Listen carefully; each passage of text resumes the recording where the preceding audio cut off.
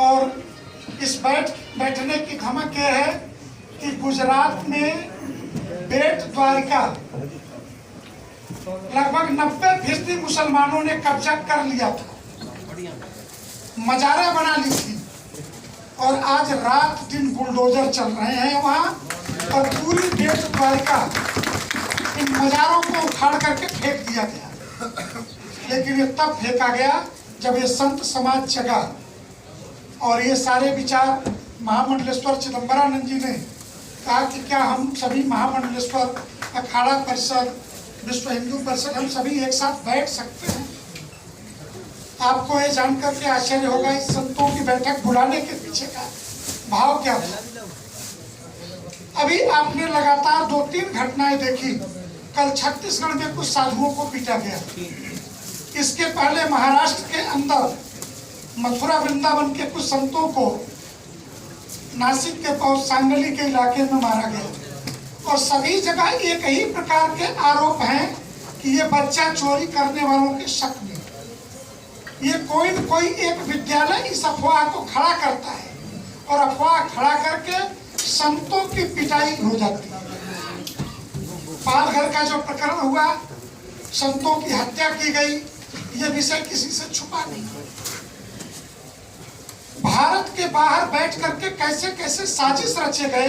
अभी पीएफआई पर प्रतिबंध लगा, उसके 8 संगठनों पर, तो लोगों को ये लगा कि एक संगठन पर प्रतिबंध, लेकिन नहीं, पीएफआई ने तो ऐसे ऐसे किसी दिल्ली के अंदर एक मास कम्युनिकेशन के विद्यालय में, जामिया मिलिया में धरने का आयोजन होता है, और उस धरने के बीच में मुंबई से हीरोइनें आके बैठती है, और उसके अकाउंट में पाकिस्तान से 5 करोड़ रुपए डलवा दिए जाते हैं पैसे लेकर के, और उसके परिणाम क्या हुए, दिल्ली दंगे की आग में झुलस गया। एक एक करके पूरे देश में संतों की हत्या का षड्यंत्र है। इस साजिश के तार अमेरिका में बैठे एक उद्योगपति, जो वामपंथी उद्योगपति है, जॉर्ज सोरोस से जुड़े हुए, कि भारत को अगले चुनाव तक अस्थिर कर दो, खून की नदियां बहें, इसके लिए 2 लाख बैंक अकाउंट में पूरे भारत में पीएफआई ने अकाउंट खुलवाए। आप एफसीआरए बंद कर देंगे, कर दीजिए, लेकिन इस 2 लाख अकाउंट में 8 लाख रुपए प्रति साल ये डालना आप नहीं बंद कर सकते। नागरिक के अकाउंट में वेतन का पैसा आएगा, ये नहीं कर सकते थे। और आप जोड़ लीजिएगा 2 लाख गुणे 8 लाख कितना होता है, ये प्रति वर्ष आएगा ये पैसा, और तब और ये व्यक्तिगत अकाउंट में आ रहा है, और वो 8 लाख में से 6 लाख पीएफआई के अकाउंट में चला गया। पिछले 1 साल में 120 करोड़ रुपए नगदी जमा कराए गए हैं पीएफआई के अकाउंट में 200 स्थानों से। तो ये संतों के जीवन पर जब खतरा मंडराया, तब अखिल भारतीय संत समिति ने अखाड़ा परिषद के अध्यक्ष जी के पास में गया, रविंद्रपुरी जी के पास, और उन्होंने कहा महाराज कुछ बड़े संतों को बैठना पड़ेगा, और एक साथ कोई न कोई आदेश देश की राजधानी से, क्योंकि दिल्ली के करने के पीछे कारण हम हरिद्वार में करते तो शायद सहज कर ले जाते, काशी में करते तो और सहज कर ले जाते। दिल्ली में बैठने का एकमात्र कारण था दिल्ली की मीडिया, जिसके द्वारा पूरी दुनिया को भारत के संतों के द्वारा ये मैसेज दिया जाए। आज हम उस मैसेज देने के लिए यहाँ पे हम सभी एकत्रित हैं। मैं आपसे 2-3 ऐसे व्यक्ति इस बैठक में आए हैं जिनका एक सहज परिचय, इसके बाद से कुछ संतों का मैं एक क्रम से परिचय हमारे बीच, पहले मैं परिचय करा लेता हूँ। इस कार्यक्रम की अध्यक्षता संत समिति के अध्यक्ष जी आचार्य श्री। बड़ी विशेषता है कि प्रधानमंत्री जी की योजनाओं को व्यक्ति तक पहुंचाना, और हजारों नहीं लाखों हाथों को रोजगार दिया है। कैसे रोजगार दिया जाता है, कैसे इस कार्य को कराया जाता है नौजवानों से, ये आपने शुरू कराया, और उसके कारण युवाओं के आइकॉन हैं संजय जी। एक और व्यक्ति इस बैठक में आने वाले हैं, जिन्होंने संतों की दो प्रकार से चिंता की है। एक तो प्रत्येक जिले में एक वकील खड़ा करना, संतों के ऊपर कोई भी आपराधिक मुकदमा दर्ज होता है तो उस वकील के माध्यम से, वो वकील इसलिए नहीं कि वो स्वयं में मजबूत वकील है, उसका काम है कि जिले के बेहतर वकील को हायर करना और उसका जो धन है वो जस्टिस फॉर भारत उस वकील को देगा और संत के ऊपर लगे आरोपों को डिफेंड करेगा।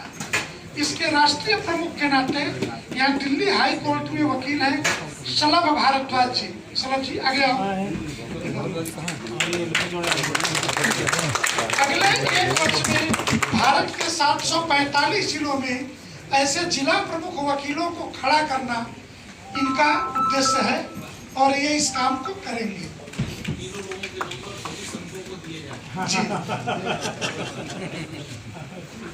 और प्रत्येक जिले में हमारी बात मीडिया में कैसे जाए, इसके लिए 4 से 5 यूट्यूबर पत्रकार खड़े कर दें मीडिया सेल में।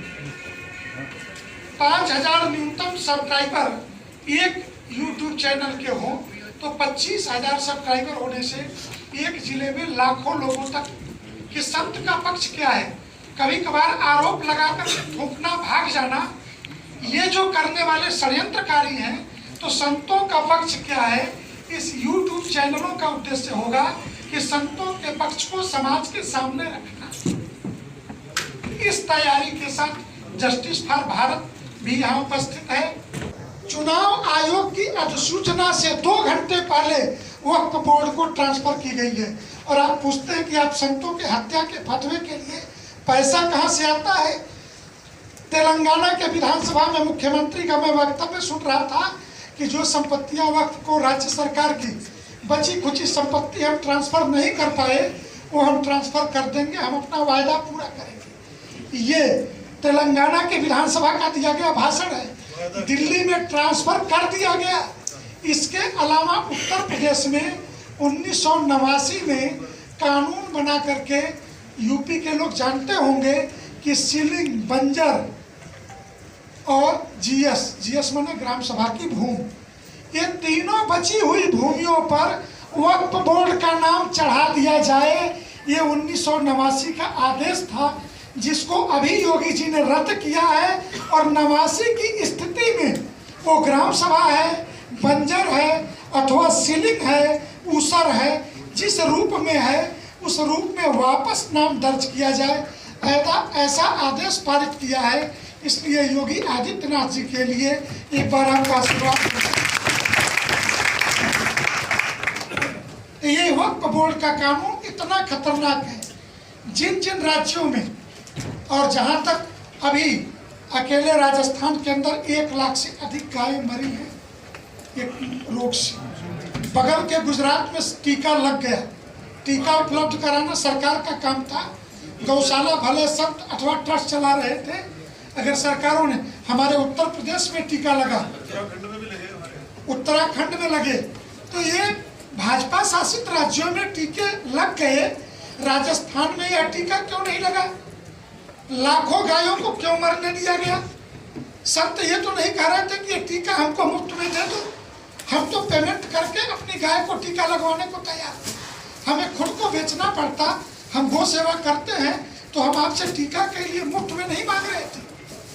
लेकिन जिस तरीके से राजस्थान में इस रोग से, लंपी नाम के रोग से गाय मरी, ये राजस्थान की सरकार, निंदनीय कृत्य है उस सरकार का। सरकार को बचाने के काम में लगी। ठीक है, आप राजनीति करिए, लेकिन लाखों गायों के लाश की कीमत पर राजनीति अच्छी नहीं है।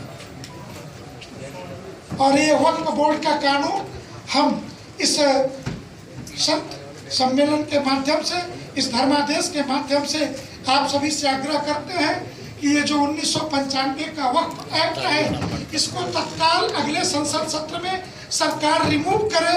इसकी इस देश को कोई आवश्यकता नहीं है। और दूसरे, वक्फ बोर्ड की शेष बची संपत्तियों के बारे में भी ये बताया जाना चाहिए कि आपको वक्फ किसने किया था, कब किया था, इसका रिकॉर्ड कहाँ है। श्वेत पत्र आना चाहिए, अन्यथा एक एक करके। तमिलनाडु में 1500 वर्ष पुराना मंदिर, 2000 साल पुराना गांव जिसमें 1500 साल पुराना मंदिर था और पूरा गांव ही वक्फ बोर्ड के रिकॉर्ड में चढ़ गया था। इस्लाम को पैदा हुए दुनिया में 1400 साल और 1500 साल पुराना मंदिर उसके वक्त में चढ़ गया था। आप कल्पना कीजिए कैसा गंदा खेल चल रहा है। हम कहाँ खड़े हैं? और अगर आज समय की मांग है कुछ संतों से, ऐसे ही नहीं दिल्ली में इस मीडिया के सामने, पूरे दुनिया में हमारे विरुद्ध साजिश हो रही है। कनाडा के अंदर एडवाइजरी जारी किया है कनाडा के से भारतीय दूतावास ने कि भारतीय नागरिक कनाडा में कोई निकले तो अपनी सावधानी, अपनी सुरक्षा का जिम्मा लेके।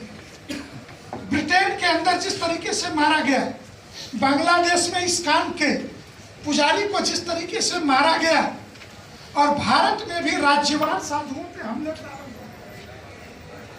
हुए। ये आसन्न संकट है